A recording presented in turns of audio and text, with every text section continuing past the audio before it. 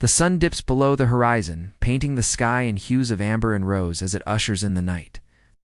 In the heart of Beijing, nestled amidst sprawling courtyards and reflecting pools, the Forbidden City transforms, not into a haunted house of shadows and fright, but into a realm of flickering lanterns, whispering voices, and rustling silk.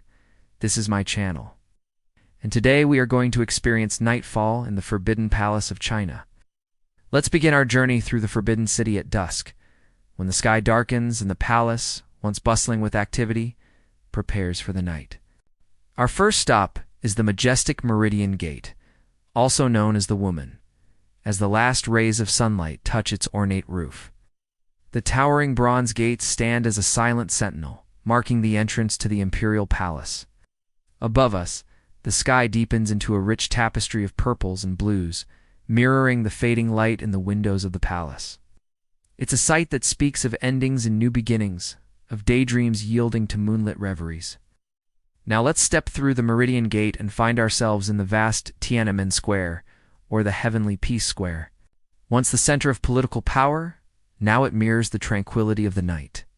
We pause to admire the eternal flame that flickers before the mausoleum of Chairman Mao, a symbol of a nation's remembrance. It stands as a beacon in the gathering darkness. Overhead, the square is alive with the twinkling lights of stars, unfazed by the grandeur of the palace below. As we continue our journey deeper into the Forbidden City, we pass through the Gate of Supreme Harmony, or the Taiheimen, the largest and grandest gate in the complex. Its mirrored and painted surfaces reflect the fading light, creating an illusion of depth and space. The gate, a testament to the Ming Dynasty's architectural brilliance, seems to sigh as the wind rustles through its intricate carvings. Now we find ourselves in the vast court of Supreme Harmony, the political heart of the empire during the Ming and Qing dynasties. The rectangular pond in the center, known as the Wafang, or the Square Pond, mirrors the darkening sky above. Its still waters reflect the intricate details of the surrounding buildings, creating a sense of depth and space. The absence of sound adds to the atmosphere of tranquility, broken only by the gentle lapping of water against the stone banks. Our path leads us to the Hall of Supreme Harmony, the grandest building in the Forbidden City and the venue for important ceremonies, such as the enthronement of new emperors. Now, empty and silent, its vast halls echo with the memories of past grandeur. Through the tall windows, we catch a glimpse of the star-studded sky, a reminder of the passage of time and the endless expanse of possibilities that lie ahead. We cross paths with a eunuch, a caste member dressed in the traditional attire of these palace servants. With a slight bow, he offers us a smile and engages in some friendly conversation. Sharing anecdotes about life in the palace and the significance of the various locations we visit, his stories add a layer of historical context to our experience, bringing the past to life in a way that few can. As the night deepens, we arrive at the Hall of Central Harmony, or the Zhang Hall. Its name signifies its central position within the palace complex, just as it did during the days of the Chinese emperors.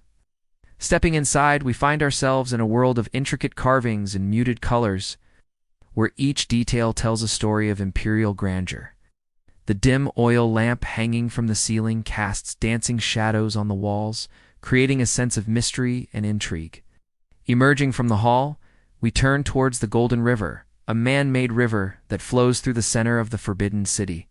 At this hour, the river is a scene of tranquility, its surface like a sheet of polished obsidian, reflecting the starlight above. The soft lapping of water against the stone banks creates a soothing melody, serenading us as we make our way across the Golden Bridge. Our journey takes us to the Garden of Clean Fragrance, or the King Shui Garden, a place of tranquility and beauty designed to be the emperor's respite from the pressures of court life. The garden is a symphony of light and shadow at night, with gnarled trees silhouetted against the moonlit sky. The gentle gurgle of a nearby fountain mingles with the chirping of nocturnal birds, creating a chorus of natural music. In the distance, we hear the soft rhythmic beating of a drum, signaling the approach of nightfall. The regular pulse of the drum invites visitors to pause and contemplate the passage of time, reminding us of the cyclical nature of life. The beat echoes the heartbeat of the city, uniting the present moment with its rich history. As the drumbeat fades into the night, we come across a long corridor adorned with archaic and elegant Chinese paintings. These masterpieces, some dating back centuries, depict scenes from Chinese mythology and history. The soft glow of the lamps highlights the delicate brushwork and vibrant colors, bringing the artwork to life. Each stroke tells a story, inviting us to lose ourselves in the rich tapestry of Chinese culture. At the end of the corridor, we hear the sweet melodies of guzheng music drifting through an open doorway. Drawn by the enchanting tunes, we enter a room where a musician sits poised and graceful. As she plucks the strings of the guzheng, the ancient Chinese zither, the music fills the space around us, weaving a spell of timeless beauty. The notes dance and intertwine, echoing the tales of love, loss, and longing that have resonated through Chinese hearts for generations. From here, we follow the sound of laughter and chatter to the Imperial Garden, also known as the Beihai Park. The garden is alive with visitors taking in the moonlit beauty of lotus ponds and ancient willows. Couples stroll hand in hand, their silhouettes outlined against the silver glow of the moon. The air is filled with the sweet aroma of blooming flowers, mingling with the laughter of children and the gentle strumming of a distant erhu. Our journey then takes us to the Hall of Union, a structure that symbolizes the union of heaven, earth, and humanity in Chinese philosophy. The hall's intricate wooden columns and ornate carvings are bathed in the soft glow of oil lamps, casting long shadows that play across the floor. Inside, the air is heavy with the scent of sandalwood, carried on whispers of ancient rituals and solemn vows.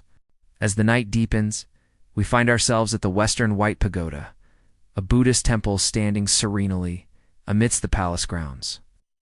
The seven-tiered White Pagoda is a beacon of tranquility in the star-studded sky, its silhouette etched against the moonlit clouds. The gentle chime of temple bells echoes in the stillness, inviting us to find solace in the timeless wisdom of Buddhism. Now we find ourselves in the Hall of Imperial Ancestral Worship, a place where emperors came to pay their respects to their imperial ancestors.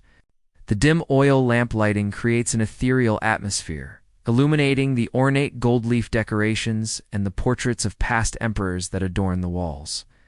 The hushed reverence of the space allows us to connect with the spiritual side of imperial China. And our final stop on this nighttime tour is the Yangshun Dian, or the Hall of Mental Cultivation. This was the living quarters of the emperors in the late Ming and early Qing dynasties. Entering the hall, we find ourselves in the emperor's bedroom, where an ornate golden lacquered bed takes center stage.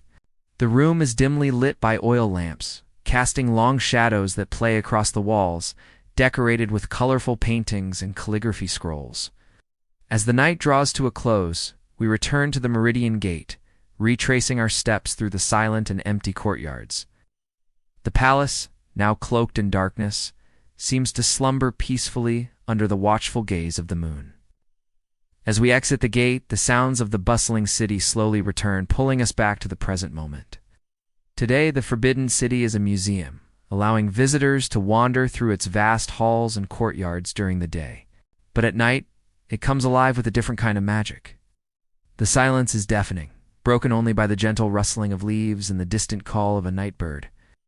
It's a chance to experience the palace in a whole new light, quite literally.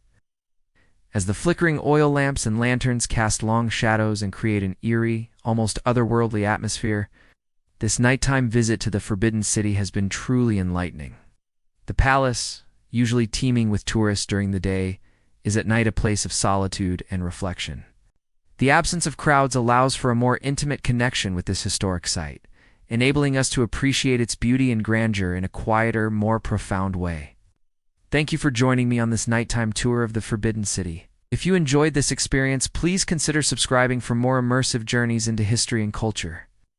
Until next time, may your days be filled with the wonders of discovery and your nights with the magic of storytelling.